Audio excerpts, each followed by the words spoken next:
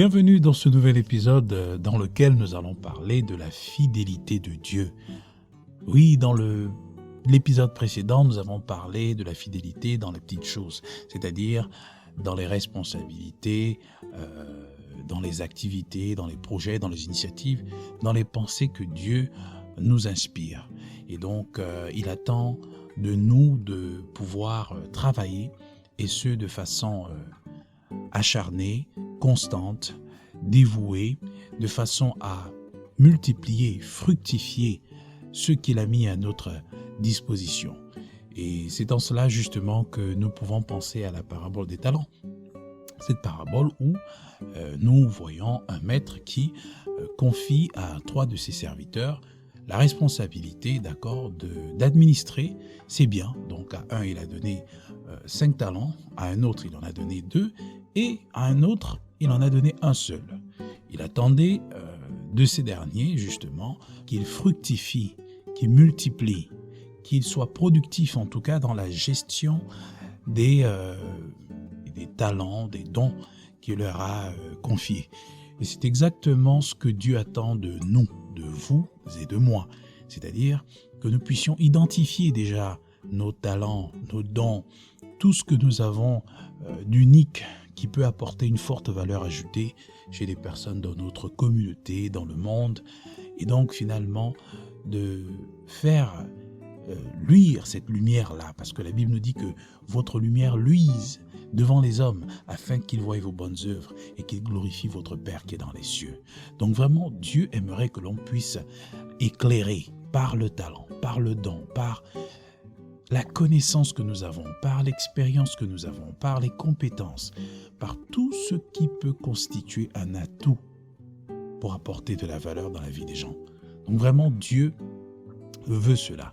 Mais on ne doit pas perdre de vue que, bien entendu, pour celles et ceux qui sont chrétiennes, qui ont donné leur vie à Jésus, nous devons naturellement le faire pour la gloire du Seigneur. C'est-à-dire que c'est un culte que nous rendons au Seigneur lorsque nous valorisons nos talents, lorsque nous les mettons à la disposition des personnes, lorsque nous servons des personnes, et ce de façon, on va dire, gratuite, gracieuse, ou de façon, on va dire, monétisée. Donc, quel que soit le cadre dans lequel on valorise nos talents, nous devons comprendre que c'est un acte de respect, d'accord? C'est un acte d'obéissance à l'égard de Dieu, parce que c'est en cela qu'il se glorifie. Vous savez, Dieu est créateur, c'est le Dieu créateur. Il aimerait que nous puissions être aussi créatifs dans ce que nous faisons, avec les dons, les talents. C'est la raison pour laquelle il nous a donné de la créativité, de l'instinct créatif, de l'inspiration aussi, pour que nous puissions faire quelque chose vraiment qui peut contribuer à améliorer la vie d'une personne quelque part dans le monde. Donc vraiment, c'est la raison pour laquelle nous sommes responsables dès lors que, j'ai envie de dire, que nous disposons du souffle de vie et que nous sommes conscients de l'existence des talents et du potentiel que nous avons. C'est pas un message de développement personnel, hein, c'est un fait, c'est une réalité. Déjà au passage, j'ai envie de vraiment placer cela. Je pense que toutes les personnes qui font un développement personnel, vraiment, elles s'inspirent de la Bible, elles s'inspirent de la parole de Dieu. Il n'y a pas de développement personnel sans la parole de Dieu. Vous savez, la Bible, c'est un ensemble de livres. Mais tous ces livres, pour la plupart, nous racontent des histoires des personnes qui ont parfois, qui sont allées à contre-courant, qui ont bravé le statu quo, bien entendu, en s'appuyant sur la force du Seigneur, en se fortifiant dans le Seigneur. Mais le Seigneur, qu'est-ce qu'il fait lorsqu'on est faible, lorsqu'on est fatigué, lorsqu'on est découragé, lorsqu'on est éprouvé? Qu'est-ce qu'il fait? N'est-ce pas, il nous fortifie, il nous donne des paroles d'encouragement pour nous reconforter. Il dit à Jérémie, fortifie-toi et prends courage. Il dit, depuis que tu étais dans le ventre de ta mère, je t'avais déjà établi prophète des nations. Ne dis pas que je suis un enfant. Il a dit à Josué, fortifie-toi et prends courage. Il a dit à Moïse aussi, fortifie-toi et prends courage. Il a dit à David, fortifie-toi et prends courage. Il y a eu toujours cette parole d'encouragement pour dire que je suis avec toi. Donc, le fait d'être continuellement encouragé par Dieu, on peut dire que c'est C'est un fait de développement personnel, hein, si vous me permettez l'expression. Je crois que vous comprenez ce que je veux dire. C'est-à-dire qu'on a une personne qui encourage une autre, on a une entité, on a un Dieu qui encourage son enfant à aller de l'avant. Donc vraiment, je ne sais pas d'où est venu le concept de développement personnel, mais dans tous les cas, moi personnellement, je considère cela comme de l'auto-éducation, c'est-à-dire on se donne les moyens d'apprendre. Mais lorsqu'on a le Seigneur, waouh, c'est encore mieux. C'est-à-dire on est guidé par l'Esprit du Seigneur pour apprendre selon la volonté du Seigneur, selon les directives du Saint-Esprit, pour naturellement atteindre l'objectif qu'il attend de nous, tout simplement. Donc vraiment, le développement personnel, c'était vraiment pas le sujet de cet épisode, mais je crois que le Seigneur m'a conduit dans ce sens et c'était une parenthèse que j'ouvrais comme pour dire que Dieu attend de nous que nous soyons productifs, d'accord? Ce n'est pas juste pour faire beau, c'est une réalité, que nous soyons productifs selon la vision, selon le projet qu'il a pour nous, d'accord? Alors, lorsqu'on a dit cela, on doit comprendre que pour être efficace dans ce qu'il attend de nous, nous devons faire montre de fidélité. Et ce, sans tenir compte du regard des gens, de ce que les gens pensent. On doit vraiment fixer les regards sur lui. Aussi longtemps qu'on a les yeux fixés sur le Seigneur, on va vivre l'extraordinaire. Et c'est vraiment ce qu'il veut que nous puissions expérimenter. Donc vraiment, avoir cette fidélité, tout en ayant les yeux braqués sur le Seigneur, nous donne de pouvoir être agréable à Dieu dans la multiplication des talents et des dons qu'il nous a donnés. Donc restons braqués sur lui. Ça, c'est notre part de responsabilité en ce qui concerne la fidélité dans l'œuvre de Dieu. Mais qu'en est-il de Dieu lui-même? Waouh! Dieu! Vous savez, quand je parle de la fidélité de Dieu, je pense toujours à l'amour d'une mère. Dieu est amour, nous le disons souvent. Dieu est rempli d'amour, c'est d'abord sa nature. Car Dieu a tant aimé le monde qu'il a donné son Fils unique, afin que quiconque croit en lui ne périsse point, mais qu'il ait la vie éternelle. Dieu nous a tellement aimés qu'il nous a fait du bien. Donc, c'est l'amour de Dieu est répandu dans nos cœurs par le Saint-Esprit qui nous a été donné.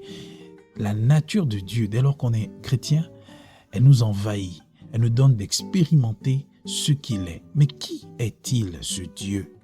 La Bible nous dit qu'il est amour. Et pour bien comprendre l'amour de Dieu, il faut faire un petit parallèle avec l'amour d'une mère. C'est très important. Je ne connais pas un amour aussi puissant, aussi grand, aussi fort que l'amour d'une mère. Et oui. Alors là, moi je l'ai expérimenté, c'est la grâce que Dieu m'a faite parce que je pense à celles et ceux qui n'ont pas eu la grâce d'avoir une mère, notamment les orphelins. C'est la raison pour laquelle vraiment j'ai une forte pensée pour ces derniers. Mais de façon générale, lorsqu'on a véritablement eu la grâce d'avoir une mère qui vous a élevé, qui vous a chéri, qui vous a vraiment accordé toute son affection, je crois que ça vous donne une idée de ce que peut être l'amour de Dieu. En tout cas, c'est la réalité que j'ai expérimentée avec ma maman. Et c'est d'ailleurs la raison pour laquelle je rends hommage à ma maman à travers le livre Vital, à travers ce grand projet de la joie de vivre, à travers ce podcast. Vous avez certainement écouté un podcast où je rends hommage à ma maman, Marie-Madeleine Boigny. Pourquoi est-ce que je parle d'elle? C'est tout simplement parce qu'elle m'a montré la voie à suivre, la crainte de Dieu. Elle m'a montré de façon très concrète ce qu'est l'amour d'une mère. Comment une mère doit aimer son enfant, sa progéniture. Comment est-ce qu'elle doit se disposer à accompagner son enfant dans son processus de maturité. C'est vraiment cet élément qui me donne de comprendre ce que peut être l'amour de Dieu. C'est-à-dire, ça me permet de mieux comprendre l'amour de Dieu. Parce que la Bible nous dit que, et c'est Dieu qui le dit, si une mère oublierait le fruit de ses entrailles, moi l'Éternel, je ne t'oublierai jamais. C'est très puissant ça. C'est-à-dire que ça nous permet de comprendre la dimension élevée de l'amour de Dieu. Parce que sur terre, je ne sais pas s'il existe un amour plus fort que l'amour d'une mère vis-à-vis de son enfant. Je ne sais pas si c'est existant. Un père peut aimer son enfant. Mais les amis, l'amour d'une mère, oh là là, je l'ai expérimenté, je l'ai vécu et je suis sûr que vous aussi, si Dieu vous a fait grâce, vous l'avez d'une manière ou d'une autre vécu. L'amour d'une mère, une mère qui porte son enfant, une mère qui accompagne son enfant, une mère qui soutient son enfant, une mère qui comprend son enfant, une mère qui se sacrifie pour son enfant. Les amis, je suis en train de décrire l'amour que ma maman m'a accordé, m'a apporté. Mais je sais que l'amour que Dieu a pour moi est encore beaucoup plus grand que cet amour-là. Et c'est la raison pour laquelle je me permets, sous l'autorité de la connaissance, de l'expérimentation de l'amour que ma maman m'a accordé et de la révélation de l'amour de Dieu à mon égard, je me permets de vous recommander d'expérimenter cet amour en l'acceptant déjà naturellement, mais aussi en plaçant votre confiance totale sur la personne de Jésus-Christ de Nazareth, en croyant qu'il vous aime bien plus que vous ne pouvez le penser, que vous ne l'imaginiez, que vous ne le conceviez. Dieu vous aime. Il vous aime d'un amour maternel extraordinaire, c'est-à-dire hors norme, plus que la norme. Et même plus que la norme, c'est-à-dire que je ne sais pas s'il existe un superlatif qui pourrait qualifier la grandeur, la largeur, la profondeur de l'amour de Dieu. Qui nous séparera de l'amour de Dieu, les amis? Mais quel est le lien entre l'amour et la fidélité? Mais c'est quelque chose d'assez simple. Quelqu'un qui vous aime vous sera loyal, vous sera fidèle. Une personne qui vous aime de façon inconditionnelle, c'est-à-dire que cette personne ne vous aime pas parce que en vous il y a quelque chose d'intéressant, mais cette personne vous aime parce que tout simplement dans son cœur il y a l'abondance de l'amour de Dieu. Et c'est la raison pour laquelle Dieu nous aime de façon inconditionnelle. C'est la raison pour laquelle nous parlons de grâce. Nous n'avons rien fait, bien au contraire, nous faisons tous les jours que Dieu fait des choses qui sont indignes, qui ne méritent pas à ce que ce dernier place son amour sur nos petites personnes. Mais s'il le fait, c'est tout simplement parce que sa nature est amour. Il est amour. Point. Rien d'autre. Donc Dieu est fidèle, quelles que soient les situations que vous traversez. Si Dieu vous a donné une promesse, il vous a fait une promesse, il vous a promis de vous accompagner dans quel que soit le projet qu'il a certainement suscité en vous, eh bien, les amis, j'aimerais vous encourager à être confiants dans le Seigneur, à croire que ce dernier va exécuter ce qu'il a promis, que ce dernier va réaliser sa promesse. La Bible dit que Abraham ne douta point par incrédulité, mais il fut fortifié en donnant gloire à Dieu, mais aussi en croyant que ce qu'il promet, il va aussi l'exécuter. C'est dans le livre, je crois, de Romains au chapitre 4, à partir du verset 20 au 21 par là. Mais c'est très important, les amis. Abraham, il a lutté contre ce qu'il voyait, c'est-à-dire qu'il ne croyait, c'est-à-dire que Dieu lui a fait une promesse que ta femme, elle va enfanter. Tu seras le père d'une multitude d'enfants. Mais il était vieux, il était âgé, il n'était plus en âge de concevoir. Pareil pour sa femme, ce n'était plus possible, il avait déjà atteint la ménopause. Mais comment se fait-il que Dieu, étant conscient de ce fait naturel, lui fasse une telle promesse? Tout est possible en celui qui croit. Rien n'est impossible en Dieu. C'est le message que nous devons retenir. Dieu est capable de faire, par amour pour nous, l'extraordinaire, des choses qui sont au-delà de notre entendement. Oui, je le vis, c'est la raison pour laquelle j'en parle. Par conséquent, je témoigne. On témoigne lorsqu'on est... Mais on est témoin de quelque chose. Il y a beaucoup de choses que j'ai vécues dans ma vie. Et d'ailleurs, je le recommande dans le livre. Je vous recommande le livre Vital. Parcourez-le si vous ne l'avez jamais fait. Il y a des choses que je raconte à l'intérieur qui montrent que Dieu est vivant, que Dieu est réel. Dieu est vivant, il est réel. Donc les amis, quelle que soit la situation que vous traversez, je crois que c'est un message aussi d'encouragement. Parce qu'on ne peut pas parler de la fidélité de Dieu sans recevoir de l'encouragement, sans être conforté dans la confiance que nous avons en lui.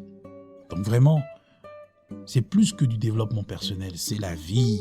C'est vital de comprendre cela, c'est très vital, c'est vital les amis. Il ne s'agit pas juste de la promotion d'un livre, mais c'est un message. C'est vital, Jésus est vital, Dieu est vital. C'est ce que vous devez retenir de tout ce qui est présenté à travers cet univers vital. Que ce soit à travers le livre, à travers le dévotionnel, à travers le podcast, à travers le livre La joie de vivre, ou en tout cas le livre Mission de vie. Tous ces outils, tous ces supports, toutes ces ressources s'inscrivent dans le message selon lequel Jésus est vital, Dieu est vital. Nous avons besoin de lui. Nous ne devons pas construire notre vie sans lui. Nous ne devons pas bâtir sans lui. Car celui qui bâtit sans Jésus bâtit en vain. Il travaille en vain. N'essayez pas de réussir sans Dieu. Parce que votre réussite sans Dieu est une définition erronée, est une définition corrompue. Parce que le vrai succès, c'est en Dieu. Joseph prospérait dans tout ce qu'il faisait parce que Dieu était avec lui. La conséquence de la présence de Dieu dans la vie de Joseph était la prospérité. Et celle-là est la vraie.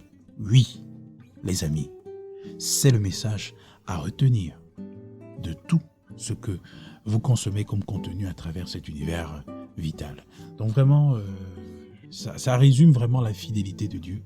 On peut parler de la fidélité de Dieu sans son amour. Voilà un peu ce que je pouvais dire.